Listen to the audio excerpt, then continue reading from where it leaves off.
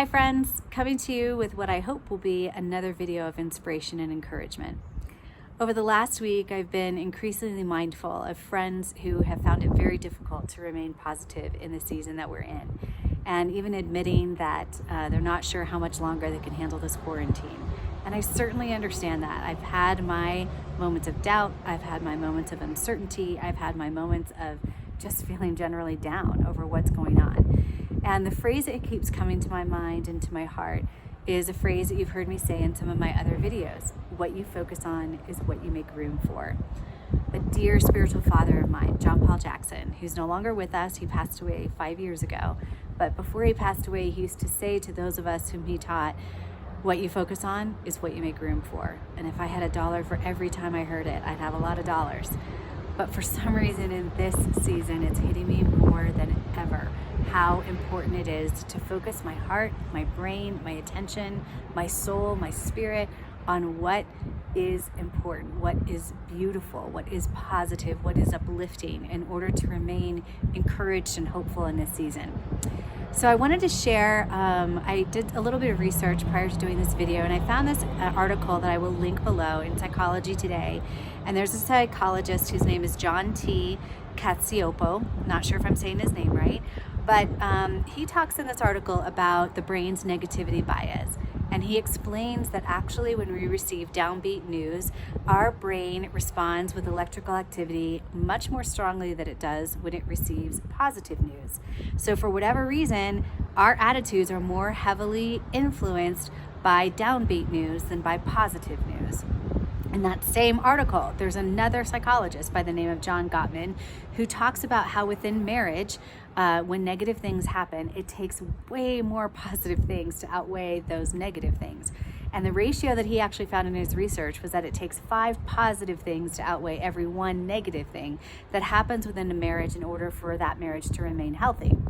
So what I deduce from this is, in this season and this time, it is really important that we pay attention to a lot of positive news, and that whatever negative news we watch, and pretty much if you watch any news station, you're going to hear a lot of negative stuff. For every bit of time that we do that, we need to spend a lot more time on positive news to help our brains be able to keep us in the attitude that we need to stay in so that we can remain hopeful.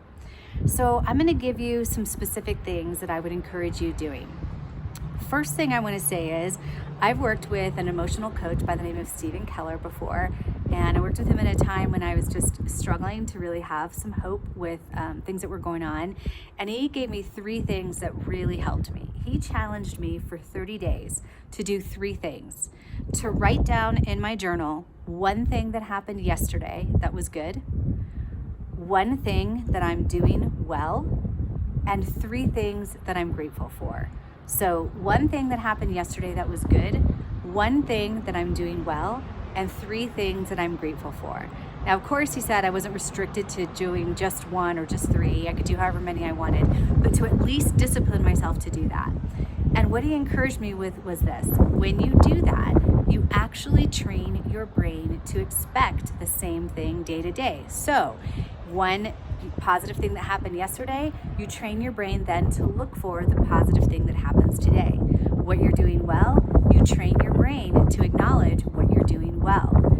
What 3 things you're grateful for, you train your brain to look for more great things to be grateful for. And in doing that, it actually shifts just your mentality and your emotional state. And I can tell you, as someone who considers myself to be a spiritual person, that there are times when we need to work with our physiology as well in order to remain in that positive place. And for those of you who know me, who are watching these videos, I value so much prayer and meditation and worship and all those things. They're so super important. I also value paying attention to what is going to help me in my physiology to remain positive and hopeful. And I can only share from my own testimony how powerful doing these 3 things for 30 days can shift your mindset. The other thing that I want to encourage you to do is to look for positive news.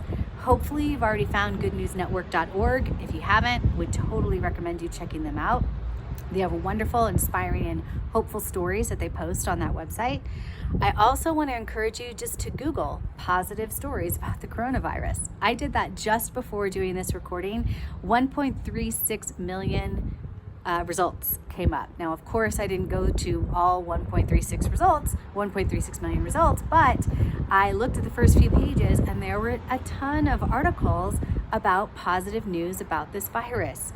I also want to encourage you, if you haven't checked out John Krasinski's weekly videos on his channel, Some Good News, check it out.